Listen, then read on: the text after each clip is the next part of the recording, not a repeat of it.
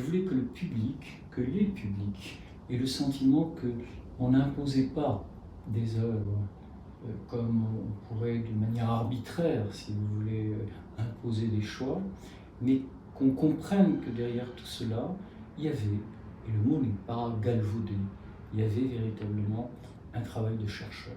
Et vous m'y avez aidé, puisque qui dit recherche dit bien évidemment moyen, dit mobilité, dit publication, dit un faisceau de choses qui fait que l'institution est au travail. Donc en 2018, les amis ont mis en place un dispositif un peu inédit de financement de bourses de recherche à l'attention des jeunes chercheurs.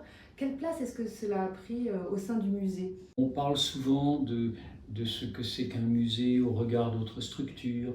On parle souvent du temps long et du temps court en disant et en s'inquiétant d'artistes qui surgissent et puis qui disparaissent ou de mouvements de mode qui vont et viennent. Je crois que ce qu'il y a de magnifique dans ce projet, c'est qu'il a avec lui le temps long et qu'il doit avoir le temps long. Et je crois que l'incarnation du temps long, c'est le musée.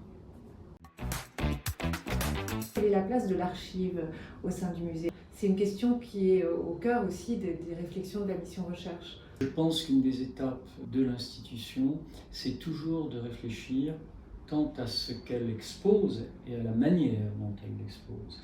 Et je pense que justement avec l'archive, on a là des éléments constitutifs d'une réflexion pour que l'espace du musée ne soit pas simplement cet espace où l'on accroche quelques œuvres en disant au public c'est cela et rien d'autre, mais c'est aussi à un moment donné ce qui fait saisir, comprendre la complexité d'une œuvre, la complexité d'une démarche, la complexité même de la perception de ce travail.